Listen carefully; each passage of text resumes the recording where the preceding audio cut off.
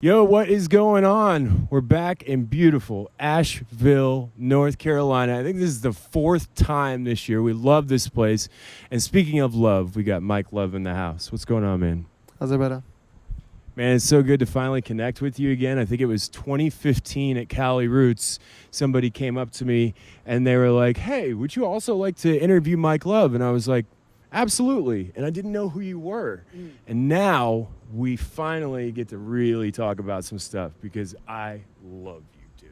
Oh, cool, man. Love you too, brother. So this summer, man, has been really, really cool for you. From doing an internet or a European tour with the homies Dub Inc., to a couple weeks ago hanging out with Stephen Marley. Tell us about your summer.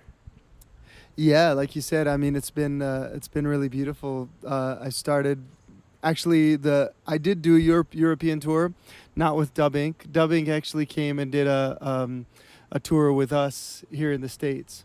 So we did a West Coast tour together. It was really, really epic to kind of bring them to the U.S. for the first time, because I have done shows with them in Europe, and they're just an incredible, phenomenal band. And, not a lot of people out here know them, so they were like, it was I gotta say, it was incredible to have this like world-class, amazing, like European festival headliner opening up for us in like small clubs on the West Coast. And like so many the people, I think most of the people there had never heard of them and didn't really know what to expect, and they showed up for my show, and then they saw this opening band, and it was just like they were just floored. I mean, it was amazing, amazing energy, because Dub Inc. puts on such a just high energy, high level, like top tier performance.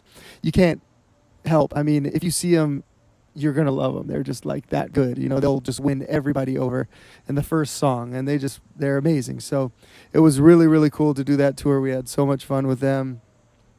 Yeah, and then I've been back home to Hawaii and doing some really, really cool shows there with The Green and with Paula Fuga and Jack Johnson there. And then, I did those shows with Stephen Marley, which was really, man, it was a real full circle moment for me, getting to come out on stage with him and sing Redemption Song with him. It's like, it's my all-time favorite song with Bob's son, who's also a really, really great influence of mine and an incredible musician in his own right. But just feeling so much support from Steven and his crew was like really, really felt like a great blessing to me. In just, I mean, Bob's music has been my biggest influence. So kind of, I feel like, I guess maybe it's a little silly or something, but just sort of getting the approval of Steven kind of, in a way, felt like kind of getting Bob's blessing, through him a little bit. So I really felt really, really great about that. It was awesome. And then, did some shows in Europe, did Summer Jam in Germany, which was incredible. Did a bunch of like my own shows through Switzerland, France, and Germany. And just kind of been all over the place. And then I'm doing right now, we're tonight's our first show of this East Coast run. I just came from doing a couple West Coast shows with a band, Rising Tide, that I've been working with. We did our first ever live performances together, and then I did a Cali Roots. It was like a Cali Roots San Francisco sessions kind of thing, which was awesome. And then here we are on this East Coast tour with Natalie Rise and Ayaterra, just keeping going, I'd say live music is back for Mike Love. Yeah. I mean, it never left for me.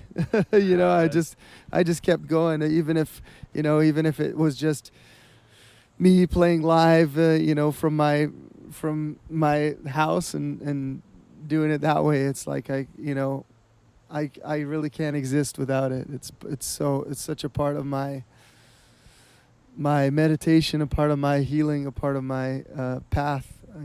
I could never stop, It's your passion, and we're going to talk about passion at the end of the interview. Just talking about one more of these shows. I got to touch on this. Cali vibes. I was sitting at my house, and I saw that I couldn't make the festival, but I saw that they had a live stream going, and I turned on your set, and that energy, I could feel that energy. What was that one like for you? Yeah, it was powerful. It was really, really cool festival. So many amazing artists. Um, it just, I from the moment I walked out, I was just like this massive wave of energy. It was incredible. And I had Natalie there with me. She jumped up and sang a song with me. It was just, yeah, it was incredible. And the kind of closing performance with the five Marley brothers all on stage doing their tribute to Bob God. was man, that was one of the most beautiful things I've ever seen. It was just a really, really cool weekend of music, and saw all my friends and family. Awesome. That Marley show, the Marley combo was insane. That They was really the did other it one. really well. Me and Blue were just sitting there watching it like, wow, this is powerful right now. Hey, if you're just tuning in, you are late. It's all good. We got Mike Love in the house. We're in Asheville, North Carolina. We're talking about how live music is back and all these wonderful things happening again. You're talking about Natalie Rise, and I really want to kind of touch on her for a second. You guys are doing all kinds of stuff together. You click. Yeah. Tell me about Natalie and why you guys click so hard. We've kind of known each other through friends for a while, and we've met each other a number of times and just kind of vibed a little bit. But I think we have a very similar intention and message in our music. Natalie is one of the rare people that I know she's very, very passionate about this great awakening that's happening, and really just lifting people up, lifting them out of out of this kind of like brainwashing agenda society that we're living in, and really lifting people up and helping them fulfill their true potential, which is totally what I'm about as well. And so we did our first tour together last year, and it was just like from the moment we got going, it just felt like the perfect match. And it's great when you can tour with somebody, and then you get backstage and you're so pumped to like just talk with them and reason, and you're growing a lot just from your conversations, your interactions, off the stage and musical interactions as well. And so during that time, we started talking about doing some music together, and so we did. And Natalie asked me to be on this song called "Believer" that we released together, and it's just a beautiful tune, and was really, really excited to sing on it. It's really my favorite song that Natalie's ever written, and I just feel lucky that she asked me to sing on it. So I wrote a little verse, and we did a music video and everything. So I think tonight will be the first time we're gonna try and perform it live, which is kind of exciting. No better place than Asheville, North Carolina. Yeah.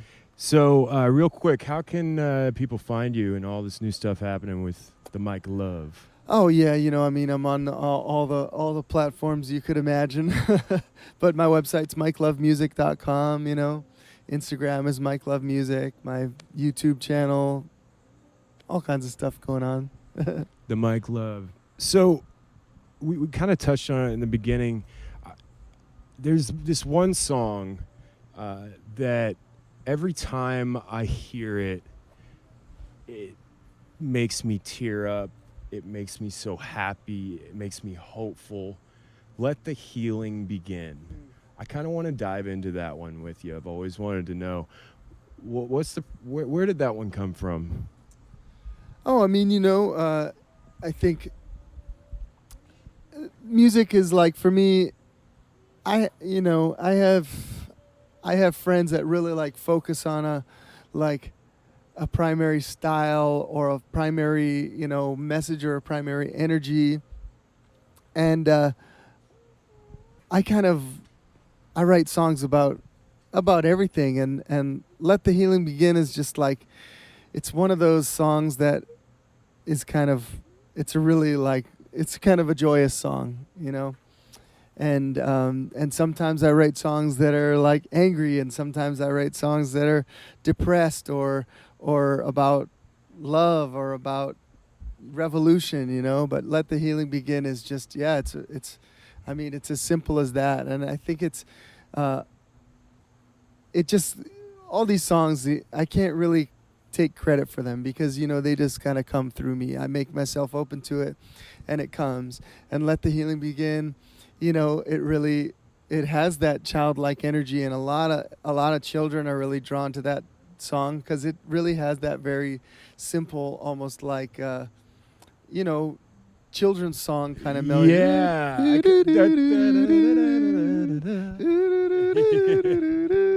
You know, so yeah, and I do all the mouth trumpet, and like, you know, it's kind of, it's just a very positive song. And so yeah, I think, I mean, I can, you know, there's certain songs I can still remember, like, you know, I was like driving on Kamehameha Highway almost to my house, and that chorus just kind of, the whole thing just kind of came into my head, and I went home, jumped on my piano, and kind of just, the song was born, you know. I can just still remember exactly where I was, and you know, it's got that kind of energy. It's just like a happy sunny day in Kaneohe. It's simplicity sometimes can be so powerful. Just let the healing begin, you know, and that's really what you do, man. We you know, there's so many people. I don't call them fans. I call them family. You know, out there that are so touched by your music, and you know, I'm one of those people. And you know, to hear the explanation for that song is powerful because it moves me. If I'm in a bad place or, you know, it's been a long day, I'll crank that one. We appreciate you.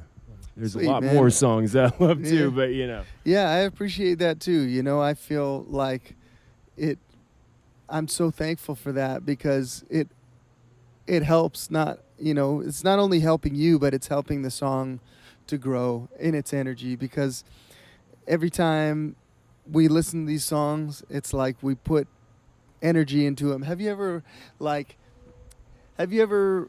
listened to a band or something and been like, yeah, I'm not really that into it, and then you sat with a friend who was like really into that band and you felt how they were feeling about it, Yeah. and then you all of a sudden you get it and you're like, wow, I actually really do like this band. You just sort of needed like a little boost in that connection to it, you know, because a lot of times it's about perspectives, right? And maybe we're not like really getting where somebody was coming from when they were writing something, but then when you experience it with somebody that's connected to it, all of a sudden you understand like the intention and the energy behind it, and then it gets you on board with it. And you know, I feel like that's really important to me, you know, people like yourself that are so you know, invested in these songs. It's you know, the next person that's listening to it, because you know, you're sending that energy out into the world, so the next person that's listening to it, they're feeling a little bit of that, you know, not only from you but from everybody that feels that way about that song, and it just makes it more powerful, and that's how these songs grow and grow more powerful. Do do do do do do do do do. So your family, I call it family, not fans, have been really pushing to figure out what's going on your pedal board. Real quickly, can you tell me about your rig so everybody can figure out the secret? Oh man, definitely not real quickly. There's a lot going on. I mean, you know, it's a lot of, I'll tell you how it started. You know, I started doing this gig, and it was like a Monday night. It was the first solo gig I ever had, and it was a 4-hour gig. And I started playing it, and it was just me and my guitar, my acoustic guitar. And pretty quickly, I realized, like, playing your acoustic guitar and singing songs for 4 hours feels really long, and I wanted to, be able to play some solos. So I got a loop pedal. That was the first thing I did. I could play some chords and do some solos as well, so I could like kind of layer some guitar parts. And then I got a loop pedal that you could plug your mic into, and so then I could loop vocals and guitar. And so I figured I could, do a little beatboxing, started looping that. And then beyond that, I got a octave pedal, which drops your guitar down an octave so it sounds like a bass. So once I had that, I had all these elements: drums, bass, rhythm guitar. You basically have a band. So Full band. So I could create these, basically my own live backing tracks that I could create on the spot. And I started doing that. And once I kind of figured out I could do that, then I really have this open palette, because once you record a drum loop and a bass line and a rhythm part, then you have all this space to create different colors and textures that are more auxiliary, I guess, but soundscapes. And so that's just when I started adding, different reverb pedals and delay pedals. And I'd always messed around with that stuff, in bands with an electric guitar and stuff, but I didn't ever really use it in that scenario. So it kind of, just kind of built from there. It's built to be a, very complex setup that would probably take me, a good hour or something to describe fully all the inner workings of it. Yeah, just There's a little taste for you. Yeah. Everybody's been asking, I was talking to some of the fans or family. I just did it. Family, and their one thing was like, I want to know what's on that board, So now you know a little piece of it. Another thing with that, with the looping, it gives you the opportunity to have a lot more space, you're saying, and freedom to kind of go different directions, and especially with your live show. Is that true? Yeah, I mean, I think it's interesting because it allows me a lot more freedom in the sense that I'm just one guy up there, and I'm not limited to just, playing a guitar and singing. But it also has, a lot of limitations, and a lot of the music that I write, it has a lot of different, a lot of different sections, a lot of different chord changes, bridges, breakdowns and things like that.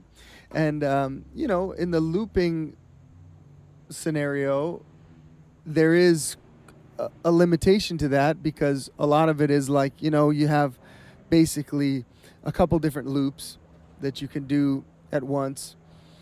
And then that's it, right? And so if you have a song that's got 5 different parts, it becomes problematic. You have to either, not do that song, or just do it stripped down acoustic, or do it in a way where maybe you don't even go to that bridge and you just exclude that from the looping version. Or, I've come up with different solutions to try and like get around it in certain songs. But yeah, there are limitations to it. So it's freeing in some ways and limiting in other ways. I mean, ultimately having a full band with a ton of instruments available to you, and having the caliber of musicians that I play with to where they're all able to improvise and move with the energy and the and dynamics together as one unit. That's ultimate freedom, because I mean, a loop pedal is just a machine. It's not going to react to you, building in intensity. You can turn up the volume with your toe, which I do, to match my intensity, but still it's different than a drummer building and rising, because it's an energy thing. So it's definitely the ultimate freedom is with my band, The Full Circle. Yeah, a couple more questions here, then we'll get you out of here. Speaking of your band, you're doing on this tour, solo. Where is this all going? Are you going to be still going to be a hybrid kind of thing, where you're going to be going back and forth in the future between solo looping and your full band, or what do you think? For sure, definitely. I mean, like my favorite thing to do is play with the band, with the Full Circle. I also love doing the solo thing, and I love that for some people, I do hear it a lot that they love the band, but they like it better when I'm solo, and it's all just a matter of taste. But I love that I have something that I can do, that because in that way it's very freeing. Because sometimes some things I couldn't possibly do. I've got a 5 or 6 week tour coming in up in South America. I could never afford to bring my band. I mean, I could never, but at this moment in time, with the shows that I have and the infrastructure and everything, I can't afford to bring my band. I would lose money. Right. So it would be like me looking at it and being like, I really want to go. The shows are there, but I can't afford to do it. I can't afford to lose that money. And so me having the option to do it solo and still have a very big and powerful show is freeing in that sense, because it allows me to do stuff like that and plant seeds, and be able to bring my band eventually. And that's how I've been able to do it, even now, because I started out touring, with the looping thing and Right. and did a lot of, I did tours, opening up for Trevor Hall and Xavier Rudd and these bigger artists that I couldn't have afforded to do with a band, because they pay like $250 a show or something, and that's going to your, that's basically covering your Correct. gas and your hotel and your car, and then you do it for the exposure, and which is great, because then you can come back and play a show of your own, if your show is good enough and you gain enough new fans, so I've been blessed to be able to do it like that. Sounds like you've learned quite a bit over the years about this business. I'm always learning, man. Always learning. Constantly, That's what this right? life is for. So we're talking about, full band versus, the solo. So we're definitely going to see more of the full circle coming up, which is amazing. Let's plug it up. What we got new music coming out. What's coming up? Yeah, I've been working really hard on finishing up my album. It's been years I've been working on it. I've got so much music that's really close to being in the mixing phase. So it's coming soon. I'm not providing any dates or anything, but I'm really like laser focused on finishing it by the year being out and releasing it next year, starting to release it next year, and doing more touring with the band next year, hopefully, to support that. We're so stoked to have live music back, and we're so stoked to have you back here in beautiful Asheville, North Carolina.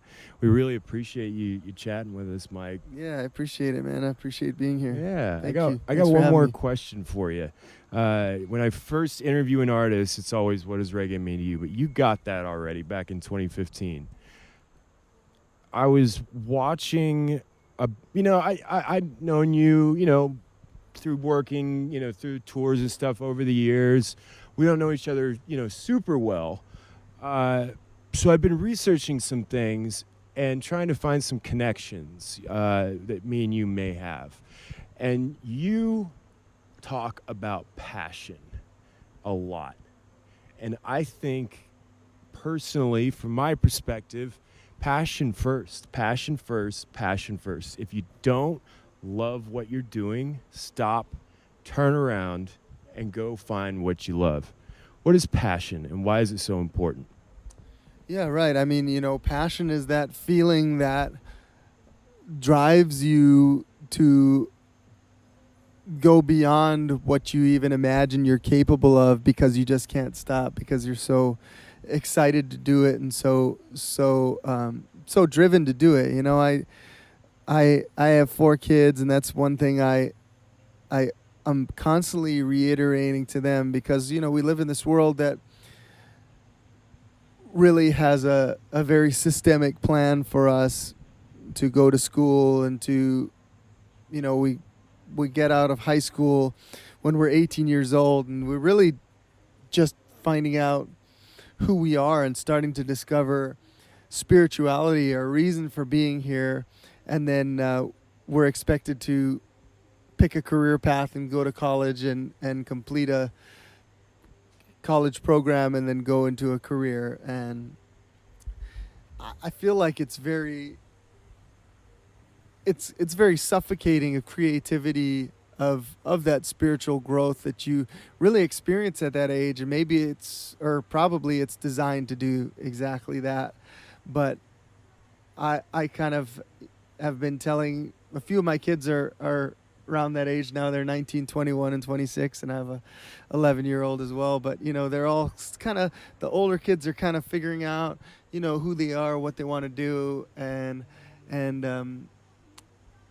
I'm just like, I keep telling them, don't necessarily get locked into something like doing a college degree if it's not something you're totally into. And like my son was like, yeah, I'm maybe just gonna major in business. And I'm like,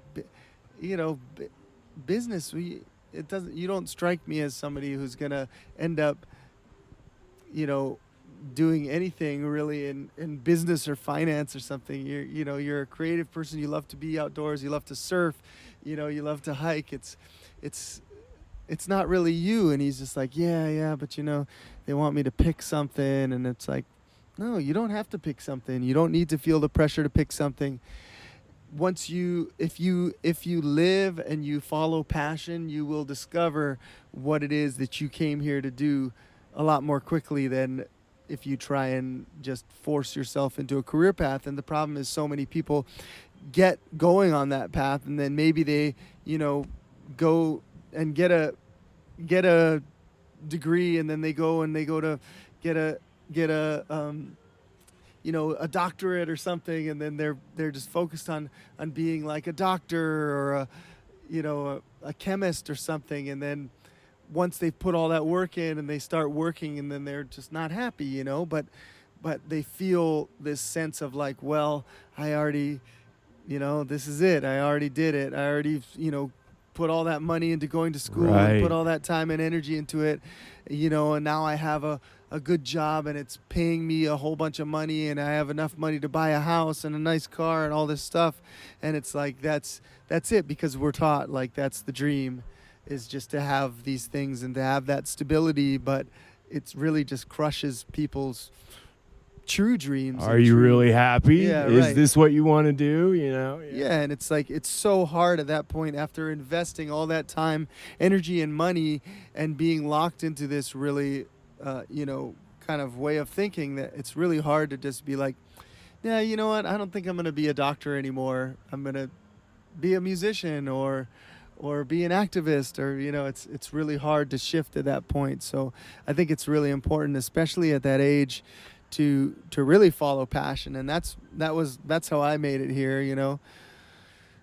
A lot of people around me, my parents included, were like, yeah, being a musician's great, but it's not many people succeed at that. You got to have something to fall back on. You got to go to college. You have to Heard have that. something else. And I just, the whole while, I was like, nope.